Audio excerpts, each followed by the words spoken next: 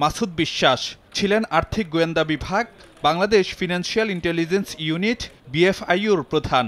দায়িত্ব ছিল অর্থ পাচার সহ বিভিন্ন আর্থিক অপরাধ ঠেকানো। কিন্তু সেই মাসুদ বিশ্বাসই ফেঁসে গেলেন জ্ঞাত আয় বহির্ভূত অবৈধ সম্পদ অর্জনের মামলায়। ঢাকা মহানগর গোয়েন্দা পুলিশের সহযোগিতায় শুক্রবার রাতে রাজধানীর মিরপুর থেকে মাসুদ বিশ্বাসকে গ্রেফতার করে দুর্নীতি দমন কমিশন দুদক। শনিবার বেলা 12:15টার পর হাজির করা হয় দুদক কার্যালয়ে। চলে ঘণ্টাব্যাপী জিজ্ঞাসাবাদ। পরে তোলা হয় ঢাকার মুখ্য মহানগর হাকিম আদালতে। শুনানি শেষে কারাগারে পাঠানোর নির্দেশ দেন আদালত।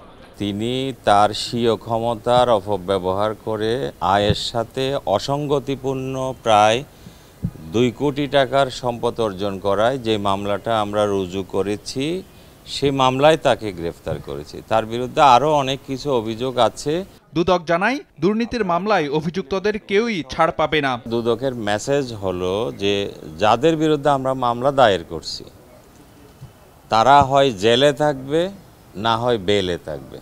গত 2 জানুয়ারি মাসুদ বিশ্বাসের বিরুদ্ধে 1,87,72,000 টাকার জ্ঞাত আয় বহির্ভূত সম্পদ অর্জনের অভিযোগে মামলা করে দুদক।